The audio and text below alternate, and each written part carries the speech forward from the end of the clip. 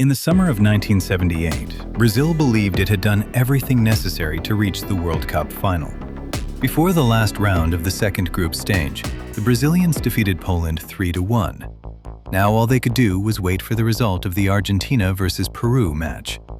The situation was simple. Argentina knew Brazil's result and understood exactly what was required. To reach the final, they needed to win by at least 4 goals. Today, that might not seem like an impossible task, but at World Cups, victories by such a margin are rare, especially in a decisive match against a team that had looked quite respectable only a short time earlier. Peru was no football minnow. The team had plenty of talented players. In fact, the Peruvians had already impressed many observers during that World Cup. That is why so many people were stunned when the match ended in a 6-0 victory for Argentina. The 4 goals Argentina needed had suddenly become 6. Questions began to emerge almost immediately. Why did Peru look so helpless? Why did their defense fall apart again and again? How could a team that had looked completely different just days earlier suddenly become incapable of putting up any serious resistance? The suspicions were intensified by the political climate of the time. Argentina was under military rule. For the junta, winning a World Cup on home soil was of enormous importance.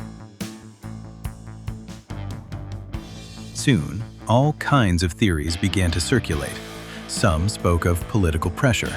Others suggested secret agreements between the governments of Argentina and Peru. Still others pointed to economic assistance that Argentina had provided to its neighbor. Former officials, journalists, players, and other people connected to those events all came forward with their own versions of what had happened. But there was one problem.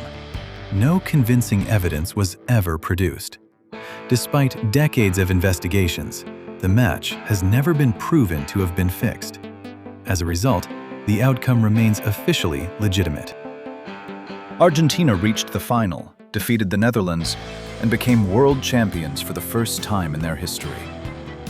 Yet the doubts never disappeared. In fact, the consequences of that match can still be felt today. Football officials drew an important lesson from the controversy. A team should not know the result of its main rival before playing a decisive match of its own. That is why today, the final matches of a group stage are played simultaneously. This leaves us with a story that still feels unresolved. On the one hand, the Argentina-Peru match was never officially declared unfair. Argentina kept the title, and no one ever took it away. Yet nearly half a century later, football fans around the world are still asking the same question. Was the 6-0 scoreline truly fair? Or did the world witness one of the biggest controversies in football history? One that was never fully uncovered. The existence of this historical mystery does not diminish the quality of that Argentine team. Managed by Cesar Luis Menotti and led by the brilliant Mario Kempes, Argentina was objectively one of the strongest teams in the world. These players possessed the skill, talent, and character needed to compete for the World Cup on merit alone.